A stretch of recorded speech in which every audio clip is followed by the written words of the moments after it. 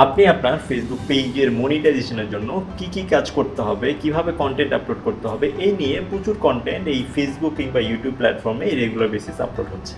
কিন্তু কোন ভুল কাজগুলো করলে আপনি আপনার ফেসবুক পেজ থেকে কখনোই মনিটাইজেশন পাবেন না এবং যার ফলে ফেসবুক পেজ থেকে আসলে ইনকামও করতে পারবেন না, এই রিলেটেড খুব একটা ভালো কন্টেন্ট চোখে পড়ে না। সো আজকের এই ভিডিওতে আমি চেষ্টা করব এমনই 5টি ভুল কাজ নিয়ে কথা বলতে, যে কাজগুলো করলে আপনি আপনার ফেসবুক পেজে কখনোই মনিটাইজেশন পাবেন না এবং যার ফলে আপনি যে বছরের পর বছর কষ্ট করে ভালো ভালো কন্টেন্ট আপলোড করে আপনার ফেসবুক পেজ বিল্ড করেছেন, সেখান থেকেও কোনো ইনকাম পাবেন না। সো চলুন তাহলে কোন ভুল 5টি কাজ আমাদের ফেসবুক পেজে একেবারেই করা যাবে না সেগুলো জেনে নেই। প্রথম যে ভুলটা আমরা সবাই করি সেটা হচ্ছে আমরা আমাদের ফেসবুক পেজে কোনো কন্টেন্ট আপলোড করার পরপরই সেই ভিডিওর লিঙ্ক আমাদের বিভিন্ন সোশ্যাল মিডিয়ার প্ল্যাটফর্ম অর্থাৎ মেসেঞ্জার, হোয়াটসঅ্যাপ কিংবা ইমোর মাধ্যমে আমরা আমাদের পরিচিত মানুষজন কিংবা ফ্রেন্ডসদেরকে পাঠাই এবং আমরা আশা করি যে তারা আমাদের এই কন্টেন্টগুলো পছন্দ করবে কিংবা পুরো ভিডিওটা দেখবে। কিন্তু বাস্তবতা হচ্ছে ভিন্ন। সেটা হচ্ছে আমরা যে লিঙ্কগুলো সেন্ড করি তার 5% মানুষজন আসলে পুরো ভিডিওটা দেখে না। ইনফ্যাক্ট ম্যাক্সিমাম মানুষজনই আসলে 5 থেকে 10 সেকেন্ড ভিডিওটা দেখেই ভিডিওটা বন্ধ করে দিচ্ছে। সো এই ক্ষেত্রে ফেসবুকের যে অ্যালগরিদম আছে সেই অ্যালগরিদমে কিন্তু আপনার এই ভিডিওটার একটা নেগেটিভ ইম্প্যাক্ট পড়ে, অর্থাৎ ভিডিওর প্রথম যে ইমপ্রেশনটা সেটা কিন্তু একটা ব্যাড রিভিউ যায়। অর্থাৎ ফেসবুক ধরে নেয় যে এই কন্টেন্টটা যেহেতু মানুষজন দেখতেছে না, অর্থাৎ 5 বা 10 সেকেন্ডের মধ্যে স্কিপ করে দিচ্ছে, তার মানে নিশ্চয়ই এই কন্টেন্টটা কোনো কোয়ালিটিফুল কন্টেন্ট না কিংবা একটা বাজে কন্টেন্ট। তো সেই ক্ষেত্রে ফেসবুক কি করে, তো এই ভিডিও রিচটা তখন তারা অটোমেটিক ডাউন করে ফেলে। এই জন্য কোনো কন্টেন্টের লিঙ্ক কি সোশ্যাল মিডিয়া প্ল্যাটফর্মে আসলে শেয়ার করা উচিত না। আরেকটা ভুল কাজগুলো যেগুলো মানুষজন করেন সেটা হচ্ছে কোনো কন্টেন্ট আপলোড করার পরপরই সেই কন্টেন্টের লিঙ্ক বিভিন্ন গ্রুপে শেয়ার করেন, অথবা বিভিন্ন মানুষের কন্টেন্ট কিংবা কোনো পোস্টের নিচে কমেন্ট সেকশনে গিয়ে এই লিঙ্কটা শেয়ার করেন। এগুলো কিন্তু ফেসবুক এখন স্প্যাম হিসেবে কাউন্ট করে। অর্থাৎ আপনি যদি এই কাজগুলো বারবার করেন, আপনার ওই লিঙ্ক রিলেটেড স্পেসিফিক ভিডিওর রিচ প্রচুর বেশি ডাউন করে ফেলবে এবং পরবর্তীতে আপনার ফেসবুক পেজেরও রিচ ওরা অটোমেটিক ডাউন করে ফেলবে। লিঙ্ক শেয়ার করার আরেকটা স্পেসিফিক জায়গা আছে, সেটা হচ্ছে যে ডেসক্রিপশন বক্স। আমরা ইউটিউবের ক্ষেত্রে দেখি যে ইউটিউবে আমরা ভিডিও আপলোড করার পরই আমরা ভিডিওতেই বলে দেই যে আমাদের ডেসক্রিপশনে আপনি লিঙ্ক পেয়ে যাবেন। ভিডিওর উপরে আই বাটন থাকে, সেখানে আমরা বিভিন্ন লিঙ্ক শেয়ার করি। কিন্তু ফেসবুকে কিন্তু ব্যাপারটা ভিন্ন।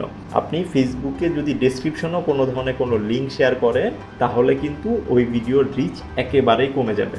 এক কথায় বলতে গেলে আপনি কন্টেন্ট আপলোড করার পর এই যে লিঙ্কের যে ব্যাপার সেবা, কোনো ধরনের কোনো জায়গায় লিঙ্ক শেয়ার করা যাবে না। সেটা হোক ডেসক্রিপশনে, সেটা হোক কোনো গ্রুপে, অথবা কারো কমেন্ট সেকশনে, অথবা কোনো সোশ্যাল মিডিয়া প্ল্যাটফর্মে।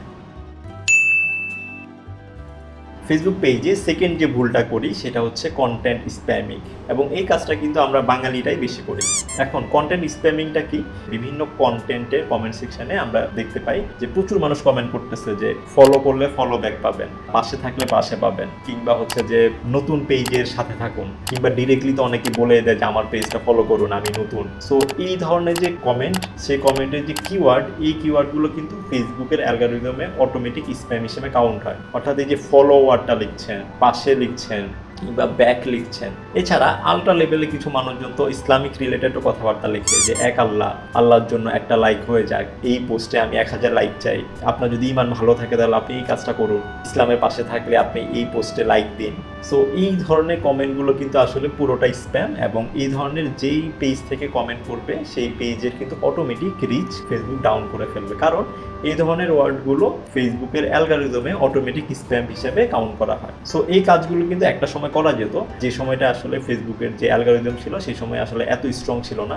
এই যে ফেসবুকের অ্যালগরিদম যে প্রতিনিয়ত আপডেট হচ্ছে কিংবা রুলসগুলো যে স্ট্রং হচ্ছে, সেটা কিন্তু আসলে আমাদের জন্যই। আমরা একটা প্রপার ওয়েতে না গিয়ে আমরা এই যে ডিফারেন্ট ওয়েতে মানুষজনের পোস্টে গিয়ে একটা উল্টাপাল্টা কমেন্ট করছি, কিংবা কোনো ধরনের কোনো ভালো কন্টেন্ট আপলোড না করেই চাচ্ছি যে অটোমেটিক কিছু ফলোয়ার আমার পেজে চলে আসুক, আমাকে ফলো করুক। সো এই ধরনের কাজের জন্যই কিন্তু আসলে ফেসবুক রেগুলার বেসিস তাদের অ্যালগরিদমটা আপডেট করছে, এবং এই কাজগুলো আসলে ধীরে ধীরে আরো বেশি কঠিন হয়ে যাচ্ছে। সো এই ধরনের স্প্যামিং কাজগুলো থেকে একেবারে বিরত থাকতে হবে।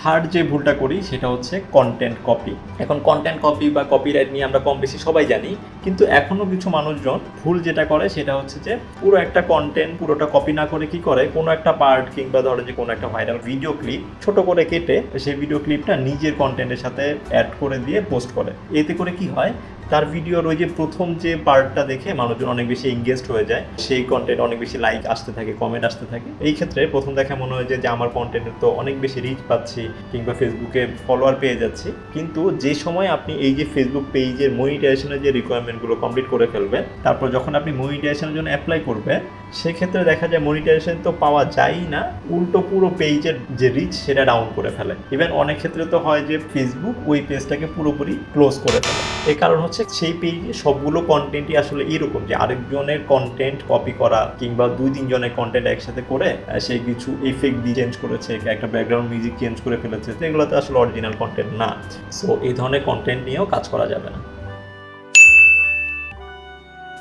এখন এরপরে ফোর্থ যে ভুল কাজটা আমরা করি সেটা হচ্ছে আরেকজনের কমেন্টে আমরা লিঙ্ক শেয়ার না করলেও বিভিন্ন কমেন্ট করি। সেই কমেন্টটা ধরে নিচ্ছি যে পজিটিভ করছি। আপনি যে ওয়ার্ডগুলো আছে, যে স্প্যামিং ওয়ার্ডগুলো আছে, সেগুলো আপনি ইউজ করেন, আপনি ভালো কোনো কমেন্টই করেছেন, সেটা ভালো, সেটা ঠিক আছে। কিন্তু সেটা যদি আপনি অতিরিক্ত মাত্রায় করেন, অনেকেই আছে প্রতিদিন 50-60টা পেজে গিয়ে কন্টেন্টের কমেন্টে গিয়ে দারুণ, এক্সিলেন্ট কিংবা অ্যাকচুয়াল হয়তো কোনো প্রপার একটা কমেন্ট সে কপি পেস্ট করতেছে কিংবা হয়তো ভালো কোনো কমেন্টই লিখছে, কিন্তু এই যে হিউজ পরিমাণে কন্টেন্টে গিয়ে কমেন্ট করছে, এটাও কিন্তু ফেসবুক কিন্তু কাউন্ট করছে যে আপনার এই পেজ থেকে কয়টা কমেন্ট করছেন, কোন কোন পেজে গিয়ে লাইক দিচ্ছেন বা রিঅ্যাক্ট করছেন, সেগুলো কিন্তু পুরো অ্যালগরিদমে তাদের কাছে থাকে।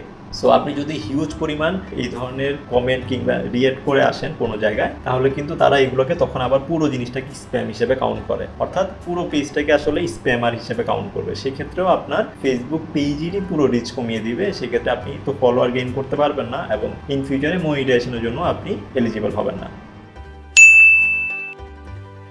ওকে, আর ফিফথ যে ভুল কাজটা আমরা করি সেটা হচ্ছে ফেসবুক কোলাবোরেশন।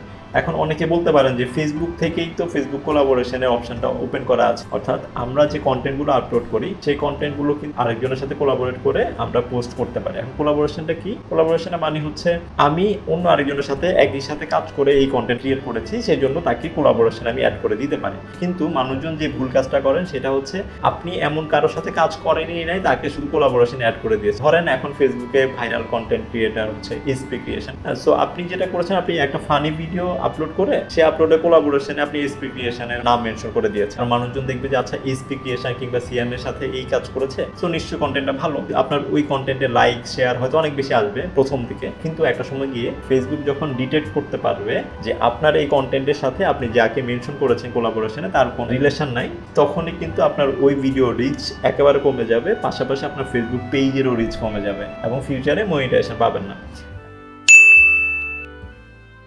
সো এখন কথা হচ্ছে নতুন যারা কন্টেন্ট ক্রিয়েটার আছেন কিংবা নতুন যারা ফেসবুক পেজ ওপেন করেছেন, তাদের পেজ তো আসলে খুব একটা ফলোয়ার নেই, মানুষজন চিনে না, সেক্ষেত্রে আসলে কিভাবে ভিডিও রিচ বাড়ানো যায়, সেসব কন্টেন্টে রিচ পাওয়ার জন্য মেইনলি 3টা কাজ করতে হবে।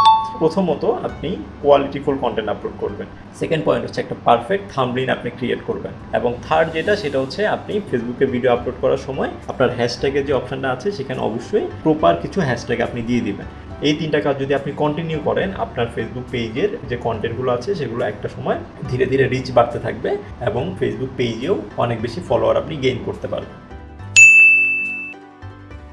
সো এই হচ্ছে টোটাল 5 পয়েন্ট। ভিডিওর কনক্লুশনে আমি বলতে চাই, আপনি যে প্ল্যাটফর্মে কাজ করছেন সেই প্ল্যাটফর্মে কিন্তু কিছু কমিউনিটি গাইডলাইন আছে, অর্থাৎ ইউটিউবে কিছু কমিউনিটি গাইডলাইন আছে, ফেসবুকেরও কিছু কমিউনিটি গাইডলাইন আছে। সো আপনি যেই প্ল্যাটফর্মে কাজ করেন না কেন, সেই প্ল্যাটফর্মের আগে কমিউনিটি গাইডলাইনটা বুঝবেন এবং জানবেন যে তারা কোন কোন রুলস ফলো করতে বলছে, কী কী কাজ করা যাবে, কী কী কাজ করা যাবে না। এই ডিটেলসগুলো কিন্তু আপনি সবগুলো কমিউনিটি গাইডলাইনে পেয়ে যাবেন। যদি আপনি সেই কমিউনিটি গাইডলাইনটা জানেন এবং মেনে চলেন, তাহলে কিন্তু আপনি ইজিলি চ্যানেল কিংবা পেজ মনিটাইজ করতে পারবেন। আদারওয়াইজ কিন্তু আপনি যদি বছরের পর বছর আপনি খুব ভালো এফোর্ট দেওয়ার পরেও এইসব পেজ কিংবা প্ল্যাটফর্ম থেকে আসলে মনিটাইজেশন কিংবা ইনকাম করা পসিবল হবে না।